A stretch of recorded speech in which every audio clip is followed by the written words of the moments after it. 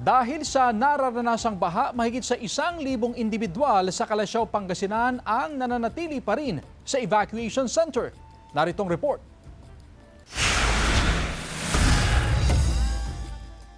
Sa pinakahuling tala ng MDRRMO, nasa 349 pamilya katumbas ng 1,386 na individual ang nananatili sa mga evacuation center sa Calasiao, Pangasinan. Pinakamarami rito ang mga dinala sa Calasiao Sports Complex na umabot sa 264 pamilya katumbas ng 968 na individual. Bukod sa Calasiao Sports Complex, ginamit din na evacuation center ang ilang barangay hall, barangay chapel at paaralan. Patuloy ang relief operation ng lokal na pamahalaan ng Calasiao, Pangasinan sa mga residenteng labis na naapektuhan ng pagbaha na dulot ng nararanasang habagat. Nagtungo kanina ang mga otoridad sa Barangay Lasip na isa sa mga pinakamatinding binaha sa bayan. Lagpas tao ang pinakamataas na antas ng baha sa barangay. Bukod sa bigas, binigyan din ng bangus ang mga residente. Hindi na raw problema ni Aling Marita ang kanilang hapunan.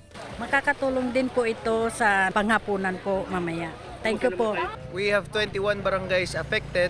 Natapos na po namin ang 16 ngayon. Ngayong umaga po ay matatapos po natin lahat ng barangays na naapektuhan po. By until tomorrow, matapos po tayo hanggang second wave po ng relief operations po natin. Patuloy na minomonitor ang Marusay River na nasa spilling level. Samantala, 11 paaralan sa bayan ang nakararanas ng baha dahil sa epekto ng habagat. Gagawa po tayo ng executive order na sinususpindi po natin yung face-to-face classes, but we are encouraging all the schools to switch into other modalities. Mag-online classes muna sila. Tutulong umano ang lokal na pamahalaan sa paglilinis at pag-aayos ng mga eskwelahan kapag humupa na ang baha. Kasama si Ron Taniedo, CJ Torida, One North Central Luzon.